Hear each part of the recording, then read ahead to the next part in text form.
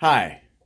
In many ways, people, despite their ethnic background or their skin color or other various physical features, and even internal features, um, we are in many ways the same. But despite those similarities, we're not identical. And it's not just in the physical appearance, it's also in the way our bodies react to different things. So, this video is focusing on differences in us. Um, for example, until the World War II, there was no knowledge or awareness of celiac disease and gluten intolerance. And it came about because during the war, there was such a scarcity of grain for bread that people went without. And the symptoms that they had that they were not understanding what it came from of gluten intolerance and celiac disease disappeared during that period and then resurged once those things became available again. And it was through studying that the scientists realized that it was gluten and only affected certain people. That's one example. There's another example with uric acid. Some people can eat an awful lot of meat, drink an awful lot of beer, and never have problems with uric acid, but other people will end up with gout. And it can be very extreme. It can be not just in the feet, like you'll sometimes see in movies, where it feels like you've got needles in your feet with every step. Some people feel it in their joints, and it can be very painful, but it's not something that happens to everybody. It requires a specific genetic makeup that has developed in history thousands and thousands of years ago. Another example, and this one is a personal one. My wife was resistant to anesthetics. They had to give her, when she had her C-sections for my two children, they had to give her 2 or 3 times the normal amount of anesthetics so that she wouldn't feel any pain. Now, I don't have that resistance, so I don't need excess anesthetic. My children, however, have inherited that. My daughter and my son have both informed me of resistance to anesthetics, and I've observed that this seems to be true, that they seem to need extra anesthetic to help them. Another thing that was a difference between my wife and I was, if I have caffeine, caffeine is going to cause me to not be able to sleep well if I have it in the afternoon. So I always cut off my caffeine intake before noon. And scientifically, 12 hours after you've stopped consuming caffeine, 1/4 of what you consumed is still in your body. So think about that. If you're having trouble sleeping at night and you're consuming caffeine within 12 hours of your bedtime, then that could be a factor. If you're consuming it in large enough amounts that it's still going to be in your body at bedtime, even if it's more than 12 hours, that could be a factor. My wife, when she drank coffee or had something with caffeine, it would make her sleepy. My son doesn't seem to have that, but my daughter does.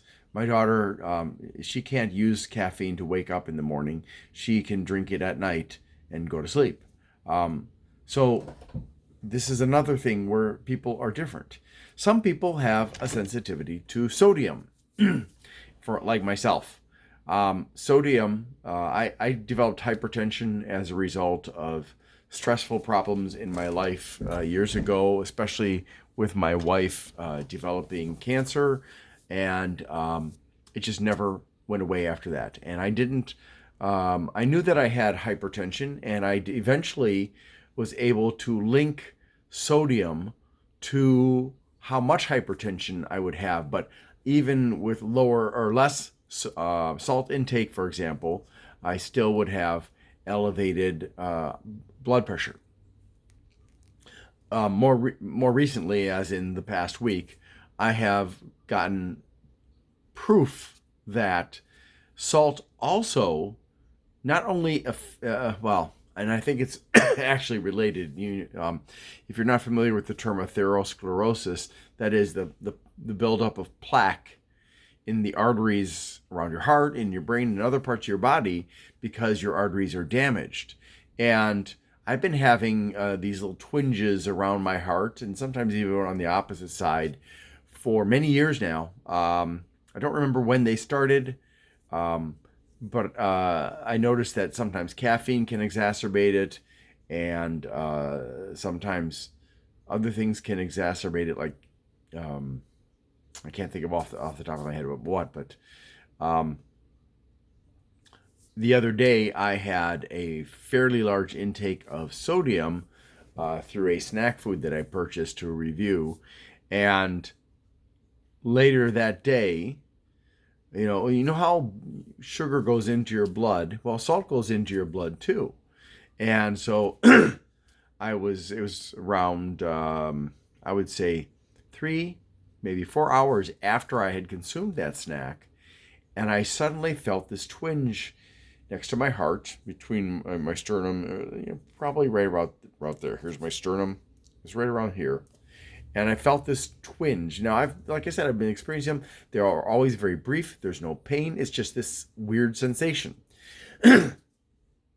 But now, knowing that I have atherosclerosis, I have PACs, PVCs, VTs, and which are different types of things related to palpitations, arrhythmia. I know that there's a connection, and so this time it lasted several seconds, and there was a small amount of pain. It was kind of a level 1 burning pain right there, and I was like, "What the heck is going on?" This is I'd never had this before. It never lasted this long. There was never pain. It was just a twinge.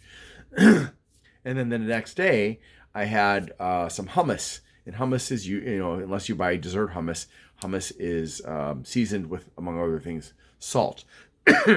So I had salt with some of this with chips, very tasty. And then hours later, I had another twinge. I didn't have as much salt as I had the previous day, but I did have enough that I had another painful twinge next to my in the area of my heart here. With that burning sensation. And so now I've come to realize that salt, if your body allows it to build up in the bloodstream, is going to be damaging your veins and arteries. And as it does so, then your body's going to, purposely or not, is going to deposit VLDLs on those wounds to cover them up, and that leads to narrowing of the arteries because of plaque.